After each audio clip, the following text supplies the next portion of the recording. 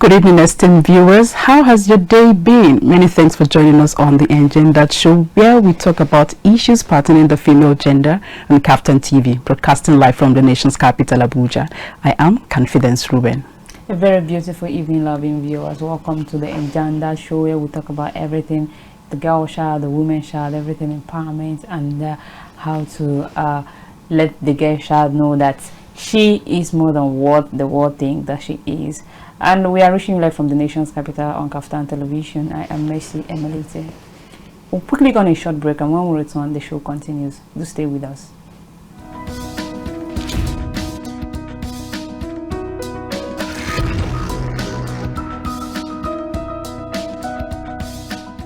Please, girls, let's be fast with our chores. It's almost time for Engendered.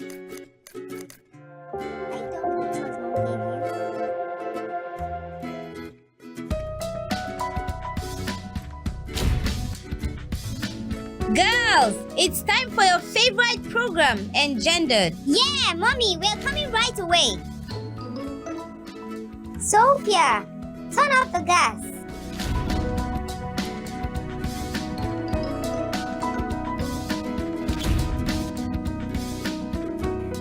What are your fears as a woman? And what are your doubts as a lady?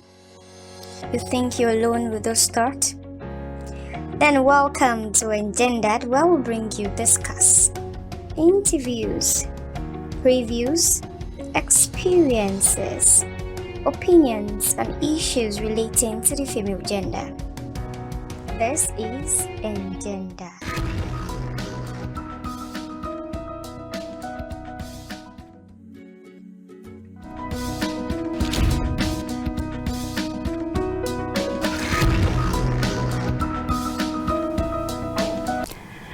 Alright, viewers, many thanks for joining us again. And if you're just joining us, this is the Engendered show on Capital TV. Like I said earlier, we will discuss issues pertaining to the female gender. And today we'll be discussing a very interesting and insightful topic that revolves around the business world, the business landscape, which the topic for discussion today is business development, a tool for empowering women and girls. Now, business development is the process of planning for future growth by identifying new opportunities, forming partnerships, and adding value to a company. It involves understanding the target audience, market opportunities, and effective outreach channels to drive success. And on today's episode on the Engendered show, we intend to look at various ways we can use business development to empower women and girls in order to make them independent and self-reliant, as well as contribute to the economic growth of the country. And we will not be analyzing this topic alone. We have a business developer, a business strategist in the studio with us. Our amiable guest who goes by the name Jennifer Serrano. She is a business development strategist and also a publicity consultant. Many thanks for joining us. Good evening. Thank you. It's an absolute pleasure to be here today. How has your day been? You look good. I was going to say that before you. I'm not sure she's in Nigeria with us. Maybe she just flew, or maybe she just passing by or something. So I'm one of those people who live from the inside out. Okay. Which means that the condition of my mind is what you see on my outside. Right. I do not reflect my immediate environment. I create my own environment. And that's something I would tell everyone to try. Okay. Initially, I wanted to ask her how the economy is treating her, but when I took a glance at her for the second time, I changed my mind because she looked like someone that's in charge of the economy. In charge of it, right? Maybe she just quite clearly to say, "Oh, I wanted to say how you guys are doing. Hi, no, I live here. Even in the Tinubu economics, I live here. Okay. But this is what I do for a living. So I'm about project management, I'm about business development, I'm about strategy. The publicity is also, I'm a publicist, a publicity consultant. It's all about strategy. Wherever you find yourself, whatever you're doing, there's always some role some knowledge you can apply to make your situation better. Right. And this is what I live by. Okay. So I am my first client. And we are here to tap from those things. Exactly. Maybe after the show, she has no choice but to give me those strategies because. All right, let's move to the topic for discussion of today, which is a business development, a tool for empowering women and girls. Now, for the sake of our audience, we need you to explain or give us in simple terms what is business development. Yes. So in simple terms, we can use the big grammar and tell you it's the creation of long-term value for an organization, in terms of your customers, your revenue, your profit, your output. But really, what is business development?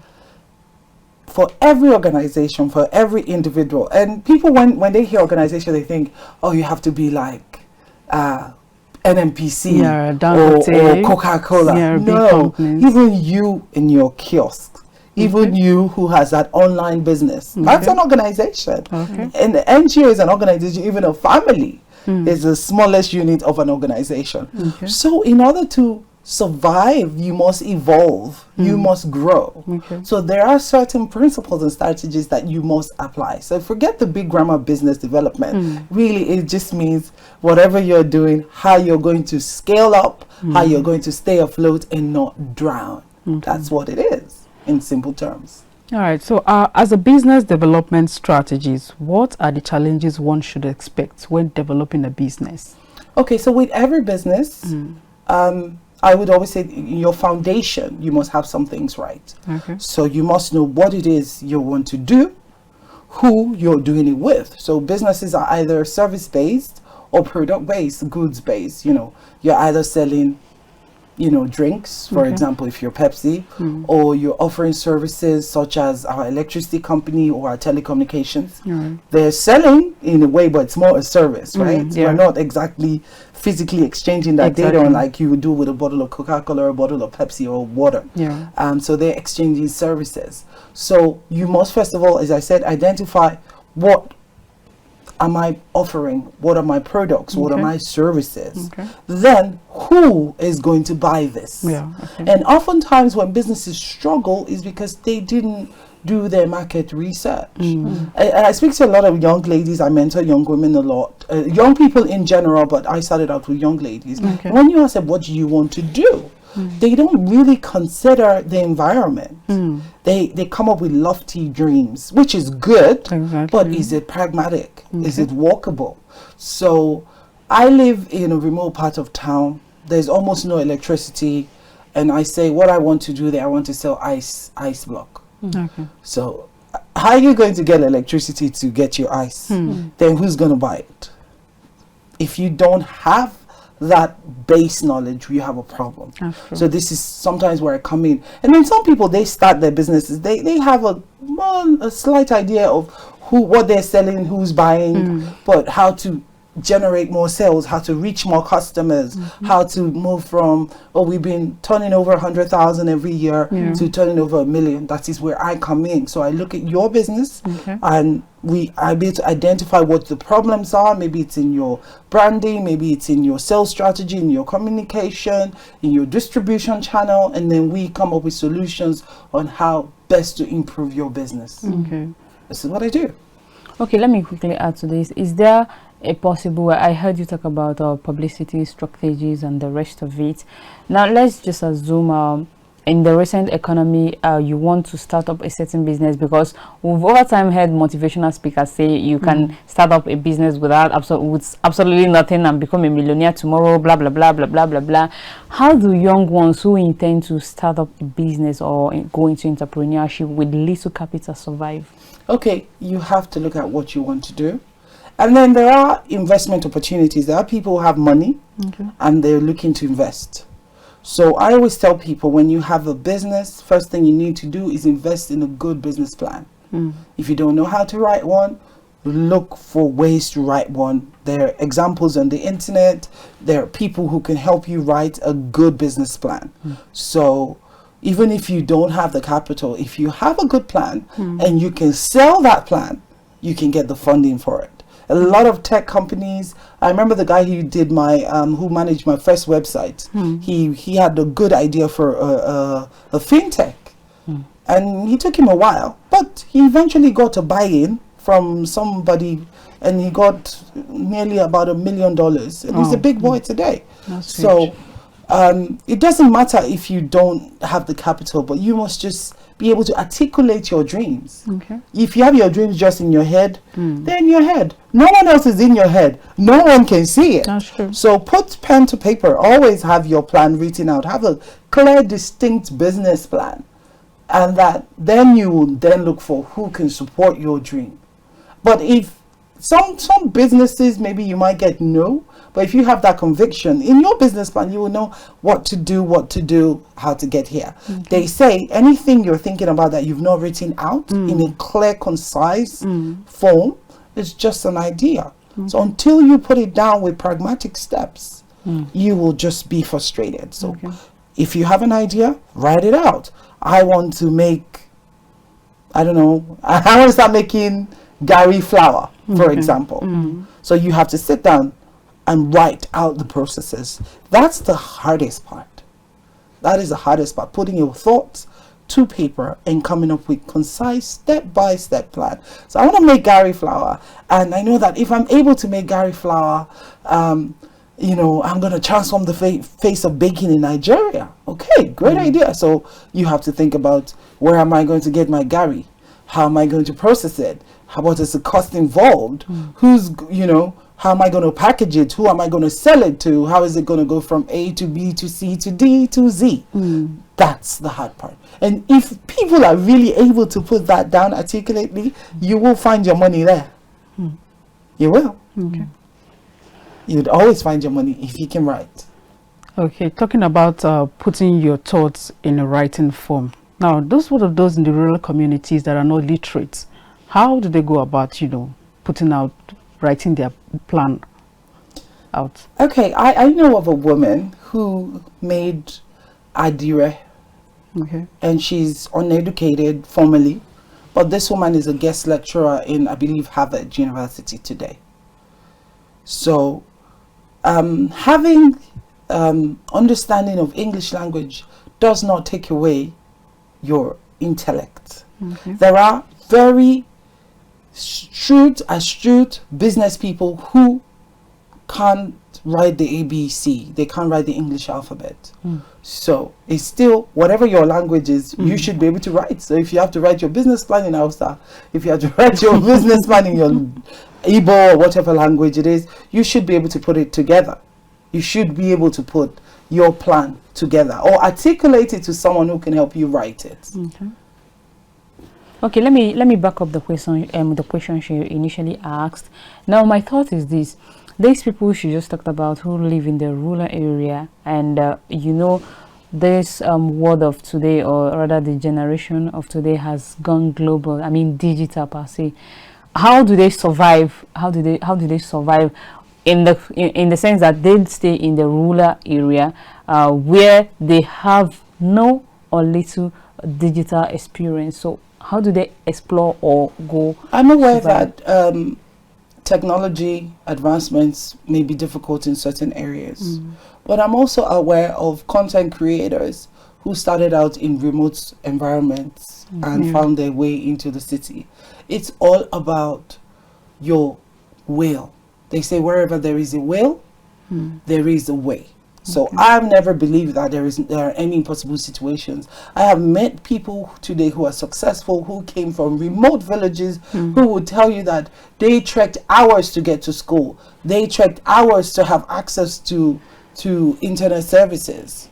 So wherever there is a will, there is a way. You cannot say, oh, I live in the rural community and that's it. No, if people in the rural community can know about football clubs and they know what time it is, they do have the radio, they're able to vote, they get medical care, even though they may have to walk several villages to the next town. So if you live in a rural community and you have an idea, that is not an excuse. People migrate all the time.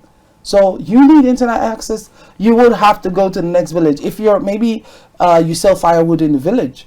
It's funny I should mention this. Awolowo who is today respected as one of the founders of democracy in Nigeria, his mother sold firewood, and he sold firewood with his mother in the village. But from firewood selling, this guy was able to get an education and get a scholarship and go to the United Kingdom and come back as the Awolowo we know today. Wow. So there are no excuses. Wherever there is a will, there is a way. Wow. I love the sound of that. You hear these days, you hear some people say there's a specific business that is not meant for a woman, and there are also businesses meant for a man. That is where I think gender inequality or gender segregation sets in. So my question is, are there specific businesses a woman should venture into or not? Okay, so I am a woman who I have broken every rule. And I always say whatever a man can do, a woman can do better. I stand by that rhetoric. I have met women in shipping, in maritime. I met Ajia Bola Shagaya a month ago. Yeah, there was this award ceremony for African women. And she said she is about the pioneer Nigerian and African woman in maritime. So she does shipping, you know, vessels, big vessels on the water that bring in goods, petroleum and all that. And she said when she started, yes, people pushed her back, that who are you? You're a woman, what do you have, how much do you have? And you want to play in the league of billionaires. But she was, you know, determined. She was determined, and today she said she's the chairman of women in maritime. And she started many years ago. I think she's about 40 years in the business, or 30 years, because she said how she started. There are no gender roles. The only thing I say women can do better than men, or men cannot do, is pregnancy. Because there's no amount of medical science that can change that. Exactly. Only a woman can carry another human to full term, you know, gestation period. That's the only thing that I can say, okay, a woman can do, a man cannot do. Any other thing, anything a man can do, a woman can do. Anything a woman can do, a woman can do. I've seen men who are excellent at hairdressing. I've seen men excellent at cooking. I've seen women thriving in engineering, in the tech. I think, I don't know if she's still, but I know the vice president of Facebook, of Meta, was a woman. So there is nothing men do that women cannot do. We have seen women presidents. We have seen women pilots, women sailors. It's just, are you interested enough in it? Is that what you want to do? Then you shut your ears to every gender bias and go for it. I'm a woman in politics. I'm a woman in publicity. I am in a male-dominated field, but I will not let my gender stand in the way. Wow. I tell myself, anything anyone else can do, I can do it. So far, they don't have two heads. Yeah, exactly. It doesn't matter. So I don't believe in gender roles. Everybody has a part to play. Okay, let's talk about how this empowerment framework for women works. How does it really work, the empowerment framework for women? So, permit me to say this. I find it insulting when they're always saying, we're doing empowerment for women. We're doing empowerment for youths. You'd ask yourself, were the women weak before? Because it's only a weak person you say you want to empower. It's not. That phrase is still taking us back. So women need empowerment. So before that, the women were incapacitated. The women had no ability. I think we should move away from such terms. They are degrading. They are derogatory to our gender. I have never in my whole life participated in anything gender empowerment. If I was to say, oh, women come for this, I'm like, no, I'm not interested. Because you will not objectify me. You will not relegate me to the class of women who need help. But let me come in here. So here's my take. Women empowerment shouldn't be the word. It should be about women realizing that they are not disadvantaged. It's first from that standpoint. If you see yourself as able, you will not see yourself needing empowerment. You will not. So the girl child, African girl child, Nigerian girl child should move away from such thoughts that because I'm a girl, I need empowerment. So why don't they do male empowerment? We talk about gender equality. Have you ever heard them say men empowerment? Because in the society where we live, it is not as favorable it is for men. Exactly. And for me, this is the rhetoric I refuse to accept. No, I'm not saying that gender bias does not exist. I am saying that women should see themselves first as able. I have seen people without limbs earning a living, and I've seen fully abled people begging for alms. Why is that? It's about this, what they are thinking. Okay. One of the young people I mentor, he's on a wheelchair. This young man helps people. Even I remember I think it was last year, 2022, when we had the issue of there was no naira and people couldn't move around, there was no fuel. This guy with his wheelchair had a car and he was transporting people in his local community to help. Who is supposed to sit around begging for help? Is it not the guy in the wheelchair without legs? Yeah, sure. So I am saying women should not be thinking, oh, help me, I'm helpless, I need empowerment. Women should think, I am able. And whatever, should I say, interventions women are getting, they should start looking at it as a plus, not as, oh, without that we cannot do anything. Okay, I try to understand what your point is driving at, but what I am saying is this. I made mention of how the society is not as favorable as it is for men, for women. For instance, you come from a family due to the economic crisis, the state of the economy. Let's assume those who have about 7 to 8 children. We know very well that during our mothers' days, they believe in giving, they just get married, go to farm, the ones that can go to farm, give birth as many as possible. Now, growing up, they are unable to send those ones to school. So for you as a girl, they'll be like, I think you should just do and get off marriage. Now, when you marry, some of them get those days, even still in existence as we speak today.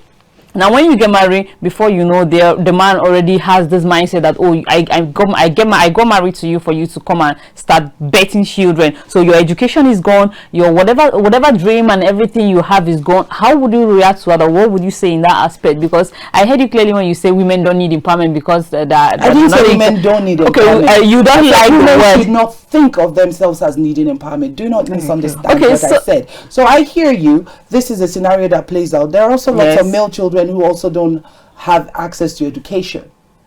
Recently I met Tunde Onokoya, the guy who went to the Guinness Book of Records on chess. He was a disadvantaged man, a male child, who had no access to education, but he found chess as a way out. I am saying to you that there is always a way out. There are lots of women who have been through this scenario. They've had children, they didn't have education, but they still managed to make something out of themselves. I refer to an illiterate woman who lectures in Harvard. So your success is not until you go to primary 1, primary 6, and secondary school.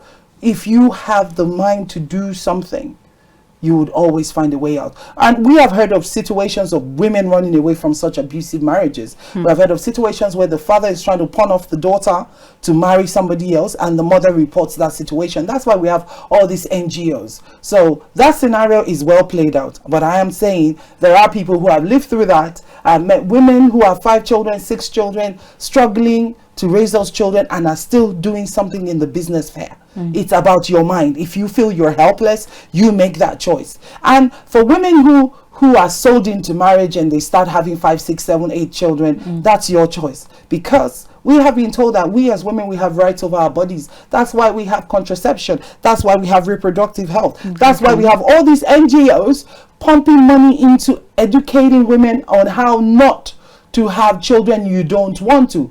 AKA family planning. I remember I was in primary school about family planning. So it is not an excuse. We all live in communities, except you're tied in a house, you're locked under, your husband locked you in a room, don't interact with anybody, just open your legs, have the babies, you're a prisoner. That's the only excuse you're gonna have. But even that, when he comes in at night, I'm not advocating violence. I'm just saying if you were kept as a prisoner and somebody is having, undue access to your body against your will, please, by all means, get something, knock him on the head and escape. Find your way out. Find your way out. Yeah, there is a Don't live your life on your knees. Wherever there is a will, there is a way. There's someone you are talking to. I have been in an abusive marriage, and I'm saying, where there is a will, there is a way. But do you know, it's not everybody, not everyone has the courage or the mindset or the... Well, they can stay there. So you can choose. Life is always about a choice. Exactly. And life is a choice. So you can choose to spend your life complaining. You can choose to spend your life crying. I'm sorry, I deal with people who are ready to move forward. So you can choose. Look, aside from even in Nigeria, there are even in Western countries, as we like to call them, in the abroad. I know of people who have moved from Nigeria to France, to Switzerland, and because the government there provides some allowances when you have children, they just choose every year, have a baby. Another year, have a baby. Another year, have a baby. I have age mates that have 10, my age mates that have 10 children every year, so that they won't have to work and government will be giving them money. So what are you saying? Is it opportunities they don't have? No, it's just the mindset. So you're saying it all boils down to our mindset. What you choose to accept. And where there is a will, there is a way. Our guest voice. Yes. All right, viewers, we'll quickly take this break, and when we come back, the Engendered show will continue. To stay with us.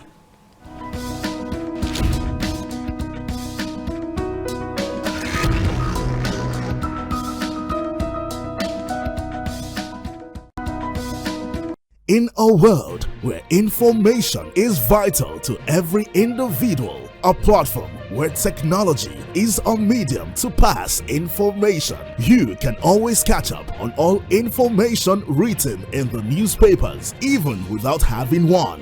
Join us on The Press. Reaching live from the Abuja studios.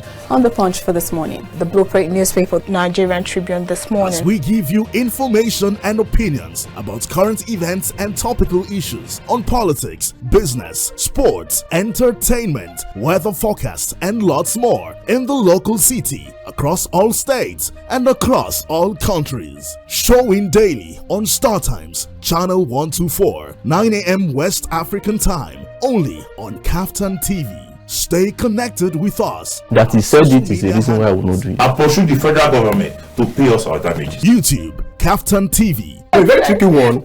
And then the bottom line is this. Website www.kaftan.tv. Point is, the youth must come together. The pendulum can swing in your favor. Instagram, Kaftan_TV. Kaftan TV. Imagine a beautiful world.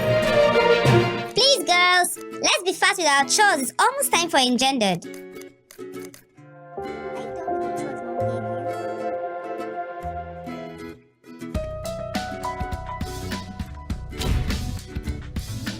Girls, it's time for your favorite program, Engendered. Yeah, Mommy, we're coming right away. Sophia, turn off the gas.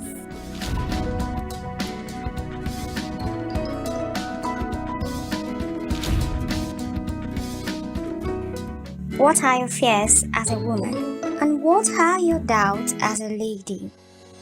You think you're alone with those thoughts? Then welcome to Engendered, where we'll bring you discuss, interviews, previews, experiences, opinions on issues relating to the female gender. This is Engendered.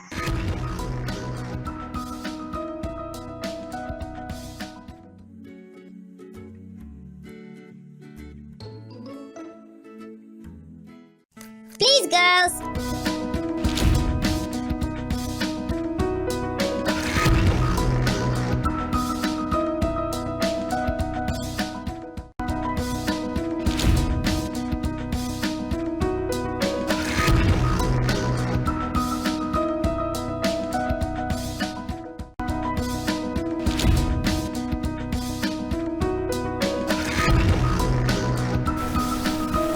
Welcome back, and this is still the Engendered show on Kaftan Television. A gentle reminder that our phone lines are now open for you to call in to give in your contribution or ask a question.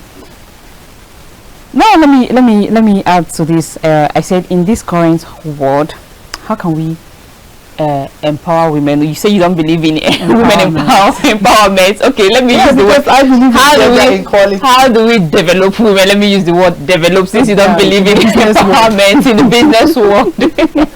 First, I would say every mother, every parent should educate their girl children. Yes. The girl child, that you have every advantage as a girl. Being a girl is not a minus, it is a plus. See yourself as that you're a man plus much more.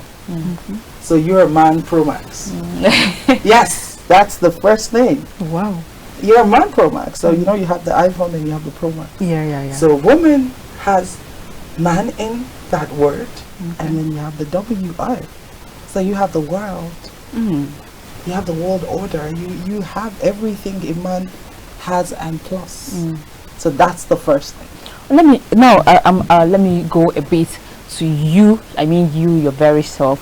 You made mention that you were once in an abusive marriage, and in today's world, I know a lot of people, close friends, relatives, sisters of friends, that abusive marriage has, killed their dreams, shortened their life. Can you just tell us how were you able to overcome yours? Okay, so I say about knowledge. One of the things I teach, I'm a life coach as well. I teach about knowledge. You're only as good as what you know. Information is power. Knowledge is power. So what do you know? What do you believe? Because it's what you know over time that makes up your mindset.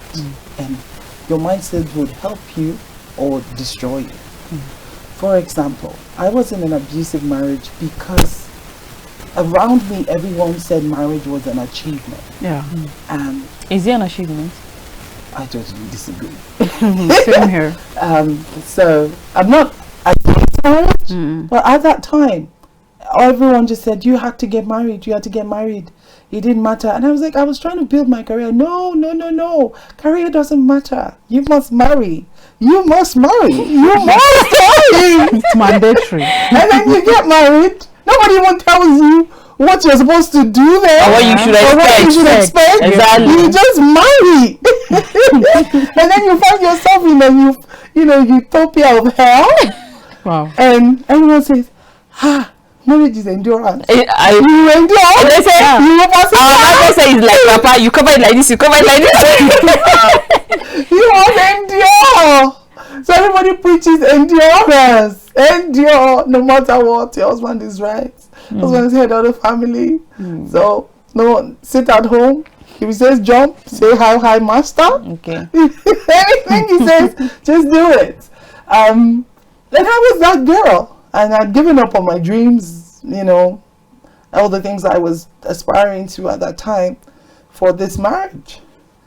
But thankfully, I got involved in I started to meet some inspirational teachers. And I started to listen. Somebody gifted me a CD. And I remember I played that CD maybe about 200 times about possibilities. So it started with me building my mind. So I started to buy CDs whenever I had a bit of money. And then we had the internet. Then I started to listen to people on YouTube. That was much later. And I started to see myself differently. That this was not the life for me. There was much more to me. It was more to do with purpose. I started listening to people on purpose, like Miles Monroe. He tells you that when the purpose of a thing is not known, abuse becomes the result. So every object, every person has a purpose. But if you don't know the purpose, then you will use it abnormally, hence abuse. And I started to realize that God had a purpose for my life, and my life was worth more than staying somewhere and being beaten up and cooking every day. That I had a voice, I had something that the world needed to hear. So from that mindset, one day I had the strength to say, no, I don't want this anymore. And I fought my way out of that situation. So you are only as good as the information you have. So people who put up with abuse, people who are stuck in unpleasant situations is because they've not allowed their minds to be trained and developed to be strong enough. I always say this, where there is a will, there is a way. So you must first of all build that will. What is that will? Is that strength of your mind to say, I am going to do this. When you say, I am going to do this, you will definitely find a way to do it. But building that mindset, that's the one that takes work and time. Okay, some persons who might found themselves in your previous situation or encounter always have this mindset. Okay, I have kids. If I leave, how am I supposed to manage? I don't have a business that I'm managing that will sustain myself and the kid or the kids. And you know those things keep drawing. Do you ever have a challenge like that, or were you a business person? Or no, you didn't hear what I said. I said I was locked at home and all I did was cook. So when I started to think of I wanted a way out, I have to ration the food money. That's the only money I had, which is money for groceries. So if I'm supposed to buy maybe meat of 100 francs, I would buy 60 francs by exchanging beef for other parts. So I had that little bit of money, and that little money I was using it to buy CDs, things to develop my mind. Okay. So I know a lot of women are in these situations, and I have helped a lot of women come out of domestic violence situations. So I link them up with organizations that help. I don't know much about the FCT, but Lagos State, before now, they have a particular department for domestic violence and sexual related offenses.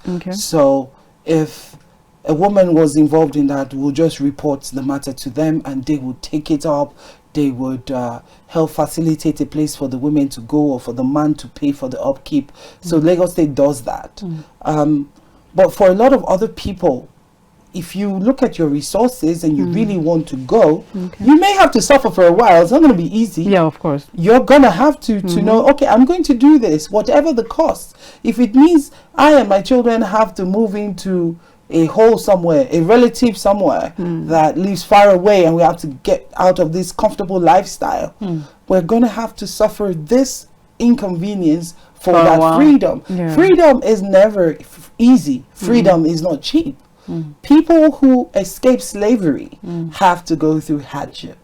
Watch the movie about the slaves who escaped. They had to go through tunnels and go through the forest. It's never a smooth journey. So if you want to come out from an abusive relationship, you're not going to expect that man to say, okay, you want to go take 10 million naira, go and start a new life. It's not what's going to happen. You may have to steal his money.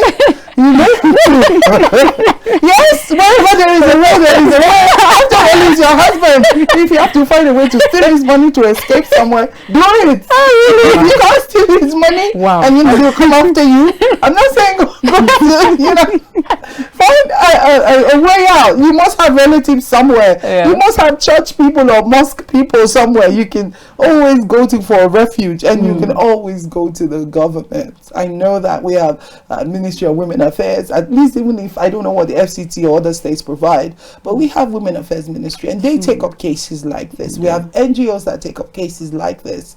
So are you ready to come out of your comfort zone? Because I've met a lot of married women who say, oh, well, my husband pays the school fees. Exactly, that's what I said. I'm comfortable. So if he slaps me once in a while, it's okay. Don't stay there. But I wanted freedom.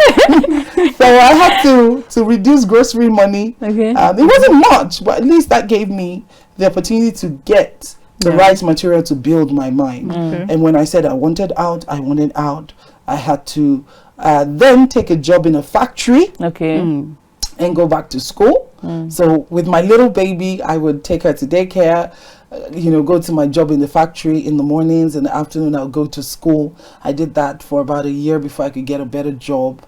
So I had to go down first before I could come up. So it is what it is. I mean, there's a saying that says, what lasts doesn't come easy. What comes easy doesn't last. Yeah, there's nothing good that comes easy. All right, but before the show started, you made a statement that business sense is not being taught in school. But then you agree with me that some schools' curriculum include business education or business studies. How can we relate this? Okay, so they tell you they do business studies. They tell you to read things. Business admin, we even study both. Yeah, I know people who have MBAs yes. that don't know anything about business. Wow. So business, commerce, I believe that you need hands-on experience. Okay. It is said that in Nigeria today, the Igbos do best in business because they have an apprenticeship system. Yeah. So this is also what I'm saying, that business sense is not taught in school. Many people, they didn't go to school. Some maybe just have basic literacy, maybe primary 5, primary 4. They have an uncle in the city, one in-law in the city that's selling electronics. So Emeka, go and stay with your uncle in Aba and learn how to sell. After 10 years, they will say to you. Yes, so he has learned. And guess what? That Emeka is better off than the one who went to university, who doesn't know how to make 1 + 1 2, because all he did was read it in a paper. Yeah, without practice. So I do think even if you are going to school, always try to get hands-on experience. Yes. You must have practice. Okay. because money sense is not taught in school. There are lots of people who learned economics and finance. They don't know anything. Wow. That's interesting. All right, so as a business developer, can you share with us the relevance or importance of being a business individual, a business person? What's the importance? Okay, so I am of the paradigm. One of the teachers that I got for myself in that time said, there are only 2 people you can work for in this life that will not cheat you. God or yourself. No. Okay. So every employer only pays you a salary based on what he values your skills to be worth. And a job, they say a job is just over broke, because that's really the definition of job, J-O-B, just over broke. So you get a salary to help you until the next salary, always. But if you're looking at leaving a legacy for your children, if you're looking at financial independence, you will have at some point to have your own business. Even if you work, you can have a side business. Yeah, okay. You need additional income. And in these days of hardship, you cannot have one income. At all. COVID taught us that a lot of people couldn't survive on their salary. And when there were no salaries, people were shut at home for 6 months to a year. People starved. Exactly. So everybody must look at what else can I do.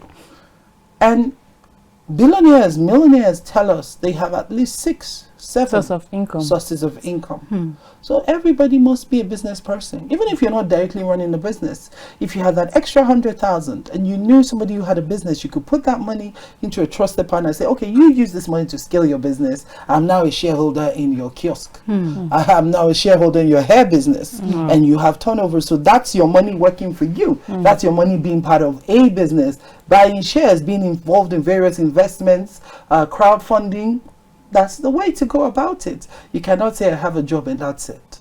What if you get fired from the job? Exactly. What if your company gets liquidated and your employer can no longer pay you? So you must be involved in some type of business or commercial activity aside from your daily job. Okay, as a business developer, what are those basic challenges that you as an upcoming business person must change, and what are the way out of it? Okay, so that's a very generic question that I cannot answer, because until I know what your particular problem is, I can't help. There are people who, they do get a lot of turnover, but they don't know how to spend the money. So you have to identify what the problem is. Is it we're not making money, we're not getting the clientele, or we're getting clients, we're losing them, or our products are not good enough that we're not getting referrals? Maybe it's your customer service that's putting people away. Okay, a basic example, I went to eat lunch today, and I've been patronizing that place about 2 years for one particular reason. The food tasted really good, it was, pricing is okay, and the management give you good customer service, so they greet you well, treat you well. But I went there today, sadly, the stew was extremely salty, and the waiters were rude to me, and I had already made up my mind today, I'm not going back there. And I also noticed, to which I said, before now, when you go there at lunchtime, there used to be a huge queue. Now the queues the customers are less. They've lost about 50% of the customers, and they can definitely count me out from today. So That's unless the owner came to me and I'll tell him, oh, your business is going down, can't you see it? Because look at this, you need to change your waiters. The person cooking your stew, you need to reduce on the salt or the Maggi or the seasoning. So every business is different. Some, it could be the environment that people don't like, you know, so I can't give a generic advice as to this is the problem and this is the solution. I must know what your particular issue is. But for example, that restaurant, they need to do better on customer service, and they need to do better on the quality of their food. That's the way to drive up revenue again. So as over the times you've been in business, what has been the relationship you keep with your clients or customers that keep them not to go, just like, oh, okay, yours was the stew was salty or the soup was salty? So what kind of relationship would you advise business owners or upcoming business people to keep with their clients or customer in order to keep them for a long time? So what is important in business is communication skills. You must have these interpersonal skills, how to negotiate with your customers. And I find a lot of people don't have that, or maybe because of frustration they put that away. I'll give you an example. I book a ride, an Uber, to take me from point A to point B, and one rider says, madam, this place is so far, oh, ha. I don't think I can come. So he might cancel. He had already come halfway. He had lost the money. He had already put fuel in his car, and so he had lost revenue. But then you have another person that will say, madam, this your place is foul. I'll say you add something for me if I come. That you look at that person, add extra 500, have extra 1,000 because of the communication. Communication would make me give you a tip, will make me patronize you again, or make me say, may I never see your face again. So business people must learn customer service. Customer is king, even when you were wrong. So are you saying that you agree with the saying that customers are always wrong, even when they spit on my face? Are always right. Really, if you want your business to grow, even if you were not wrong. Even the Bible says a gentle answer turns away wrath. Somebody is mad at you, your staff got their orders wrong. I've heard people say, they made mistakes. What do you want me to do? But always, I'm so sorry, ma. I'm so sorry. Please, how can we make it right? And the customer may say, oh, don't worry about it. And you say, no, ma, please, allow me to exchange this. And you'll be surprised. Some people have good hearts and will just look at you and say, oh, don't worry. In fact, I like the way you speak to me. What else do you do? And they'll give you more business as a result of that. Communication. If you're a business person, you cannot be proud. You must not have ego. Your customer is right. Even if they are raving mad, they are right. Really? Because you need their business. Don't also forget, I'm a publicist. So what is the fastest way of communication? Word of mouth. Word of mouth can finish your business. Like the place I went to eat today. Before I used to bring people there. If anybody says we want to go and eat lunch, I said no. That food is not good. No, I'm not going there. And I will ruin their business. No, let's go somewhere else. So word of mouth can ruin your business. So if I tell 10 people, oh, don't go to her, you already lost them. You've lost 10 people, and those 10 people, 10 people, and then you'll be wondering what happened to your customers. It's not demons, it's your attitude. So customer service, being polite, being able to tolerate insults. You know, I'm sorry you feel that way. I'm really sorry you feel that way. How can I make it better? You would be surprised, that phrase, what it has changed in people's businesses. All right, talking about the government now, what role can the government play in terms of assisting women in the business field, especially those in the rural communities? What role can the government play? Okay, so I'm going to say this with a caveat, because, well, always we have Nigerian government offering loans through Ministry of Women Affairs. Smedan did something recently. Ministry of Trade and Investment did something recently. They did, I think BOI is also doing something. I think that closes tomorrow. We always hear of these funds. I don't see where the funds are going. Okay. I don't see how the government is helping. I'm sorry, I've never met anyone who can say, oh, I actually got intervention funds from federal government to scale my business or this or that. So I don't know what the government is doing. They keep saying that they're bringing hundreds of billions every year for women development, but So are you saying the fund is being siphoned? I don't know. I'm not there. Perhaps they do send it and the money gets lost in the pipeline, because for example, if money is released by the Minister of Women Affairs, she's not going to personally go to every village and hand over the money. Maybe the middlemen disappear with it. We also know that for example, UN Women do a lot of DFID, you say they give a lot of money to a lot of international organizations year after year, pumping hundreds of thousands of dollars into developing in the female economy in Nigeria. But we hear of the money being announced. We never really know any of the beneficiaries. So I don't believe very much that government is able to do much, because first, we have an issue of data in our country. So anybody can say, oh, yeah, we gave the money to BC Adedipo and bring a list of names of 200 women that got the money, but can we actually trace those women? Do we have proof that that money was given to those women? So until we have accurate data monitoring our citizens, we would always hear of government interventions that never get anywhere. All right, away from business, I heard you mention you are a woman in politics. Yes, I am. Oh, right, good. So how do you think in the political world it treats, do you think the way women are being treated in politics is fair enough? So how are women being treated in politics? I'm a woman in politics, and I would say women in politics are just like women in any field. Some people say women get abuse, sexual harassment, but I have also seen women who also willingly volunteer themselves for these situations. So again, it is as you choose it to be. So that's why I think women can be anywhere, they can thrive in any situations. I know women who push themselves forward for positions by trying to sleep with the decision makers. We see that happening. But we also see women trying to make it their own way. So I don't think women are treated badly in politics. A lot of women are not involved. I think we need more women participation.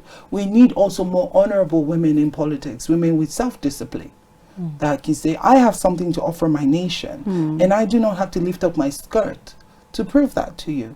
Respect me as a person, respect me for my acumen. I have something to contribute to Nigeria, and I have a right to be here. All right, time is against us. Now let's answer this last question. Now, looking at the current economic situation in the country, we have so many individuals that want to venture into one business or the other. As a business developer, what's your advice for them? Okay, so look at your environment. Don't go into business for money. Well, that sounds crazy. Exactly. Okay, so always look to create value. Okay. Look to create value. Look at the niche. Look at what is missing. Look at how you can help. Money always comes to the person who creates value, not the person who is looking for money. So think about it. There are two people. One person sells shoes. Two of them, there's shoe sellers. There's shoemakers, there's shoe sellers. And they go to this village. One person says, oh, they don't wear shoes in that village. Oh, there's no market for me. He goes away with his shoes. Another person says, okay, they don't wear shoes in that village. This is a virgin opportunity for me to introduce shoes. So you may have to give 5 people free shoes. They'll wear it. They'll not tell other people, oh, so you're wearing shoes. How does it feel? Then they say, oh, actually, wearing shoes protects my feet from the stones and the sand. Other people say, oh, really? So it's good to wear shoes. Maybe me too, I'll buy shoes. So that person has invested in that community. Then he's able to get clientele. So he had to first of all pay a price, invest in that community, offer value. So whatever business you want to do, offer value first. Look at solving a problem. Facebook came to solve a problem. Microsoft solved the problem. Tesla man solved the problem. That's why they are where they are. If you are looking to make money for money's sake, you never make it. Look at a problem. Look at Flutterwave. He looked at solving problems. All these people you see that are doing well in the big spaces, they saw a gap, and this is what we can do to help. And that's how they're able to create businesses that have, multinational value, and they have investors from across the world, and they're doing big things. So don't be small in your thinking. Think of, how can I solve a problem in my community? How can I solve a problem in my industry? So that's the way to go about starting a business. So I started a business as a business development strategist because, one, I like to help people, and I've always actually done this even before training. Because if you came to me and said, "Oh, I'm doing this, I don't know what to do next," I found I had the natural ability to tell you the steps you needed to take to get to the next level. So I got into this to help people, and that's what's working for me. I enjoy what I'm doing. I'm helping people find value and meanings to their lives. So when you want to start a business, look to solving a problem first. Now we live in a world of technology. How would you advise young business owners or small business owner, whatever it is, to be able to take advantage of technology? I mean the social media. How do they take advantage of the social media to sell out their business, or what they have to? Okay, so social media has provided a whole world at our feet, make the world a global village. So you could be in a little village in Nasarawa state, and you're reaching somebody in Nicaragua, you're reaching somebody in Canada, in Ukraine, from your little space. So people need digital literacy. I know NITDA has been doing a lot in encouraging digital literacy for all. Everybody really should have access to the internet, have access to social media, have access to AI, and look at it as means to advertise your business and move to the whole world. You can open a global market from there. I read a story recently of a lady who was selling knitted wear, and from her knitted wear she got a client, I think in Switzerland, who not only bought her knitted wear and then ended up marrying her, and she's moved over to Switzerland now. Wow. So there's nothing that you cannot do via the internet. So I advocate very much that business people should find means of getting on there. And yes, you may not easily have the devices, but again, where there is a will, there is a way. So if you want, that's one thing I learned on the show today. Where there is a way. See, if you want to get a smartphone, there was a time I had to save money to buy a smartphone. You'd be surprised where I came from. Wow. And I had to deprive myself of certain things, like I couldn't buy food, I wouldn't buy clothes for a while so that I can save money to buy a smartphone. So, there are people who, they have relatives who give them money, they have friends who give them money, they beg strangers for money. Instead of eating with all that money, save towards a device. Okay, I need a device to be advertising my goods, and I need money for data. So it's about priorities, really. All right, Jennifer, many thanks for joining us. Thank you for having me. We have to have this up all the time. Exactly. To get more tips on business. Exactly, more insight, because all right, viewers, this is where we draw the curtain in our guest voice. Where there is a will, there is a way. And for those of you that have the intention to venture into one business or the other, don't do that with the motive of just making profits alone. First of all, have the motive of creating value before thinking of profits. Till we come your way again, I am Confidence Reuben. And like our guest rightly said, if you can't help yourself or nobody else can help you, you are the only one who can save yourself, who can help yourself. And at this point, this is where we'll draw the curtain for today's episode on Engendered. Until we come your way next time, do stay with us and keep watching Kaftan Television. I am Mercy Emelite. Bye. Bye.